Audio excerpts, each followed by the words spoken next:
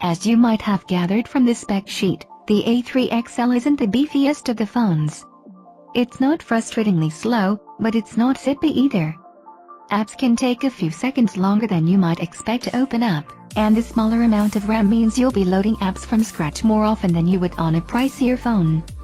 I ran into an odd hitch where an app would freeze up for a couple of seconds every now and again, but for the most part, the A3 XL ran fine. There's still enough grunt under the hood for a bit of gaming. You might encounter issues with more taxing 3D titles, but you'll be okay if you just want to play games like Super Mario Run, Angry Birds, or Pokémon Go.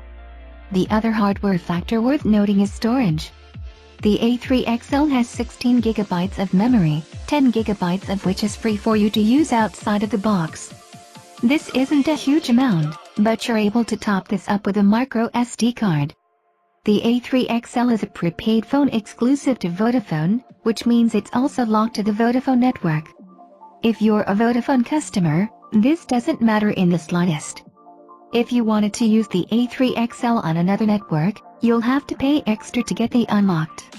Vodafone typically charges $50 to unlock a prepaid phone if you've had it for less than 6 months, and $25 if you've had it for more. If you're hoping to take the A3 XL overseas and use it with a local SIM from your destination country, you'll need to make sure you get it unlocked first. It's also worth considering that when you're buying a phone this cheap, post-purchase support, in the form of software and security updates, can be quite limited. This appears to be the case with the A3 XL, which is still running Android 7.0, as opposed to the newer 7.1.1, and is stuck on the May security update. An Alcatel representative told us that a major update to the A3 XL will be available in October, which will bring the phone up to date in terms of security updates.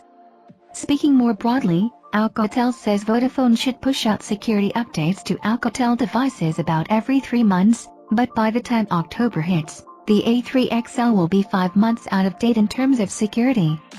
It's not uncommon to see these kinds of practices on cheaper Android smartphones, although manufacturers such as Nokia are now promising monthly updates regardless of whether you're buying a flagship or entry-level device.